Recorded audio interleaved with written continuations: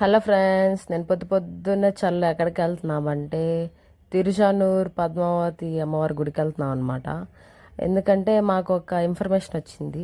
ఈ జనవరి 14వ తేదీలోపు తిరుచానూరు పద్మావతి అమ్మవారి గుళ్ళు అమ్మవారిని చాలా దగ్గర నుంచి చూడొచ్చు అనమాట. ఈ ధనుర్మాస సందర్భంగా ధనుర్మాస దర్శనం అనేసి దానికోసం అనేసి మేము ఇంకా 4:30కి అంతా వచ్చేసాం. తీరా చూస్తే శుక్రవారం రోజు ఆ ధనుర్మాస దర్శనం ఉండదన్నారు.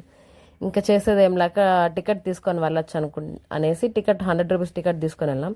అది కూడా టికెట్ తీసుకొని 5 లోగే 5 లోపే వెళ్ళగలమ్మా టికెట్ తీసుకొని. దాని తర్వాత అభిషేకం స్టార్ట్ అయిపోతుంది.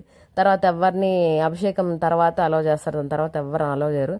అందుకని మీరు రావాలని అనుకుంటే, ఒకవేళ దగ్గర నుంచి దర్శనం చేసుకోవాలనుకుంటే ఇంకా శుక్రవారం రోజు అవాయిడ్ చేసి మిగిలిన రోజుల్లో తెల్లారితో 5 నుంచి 6 వరకు అది దగ్గర నుంచి దర్శనం ఉంటుందన్నమాట.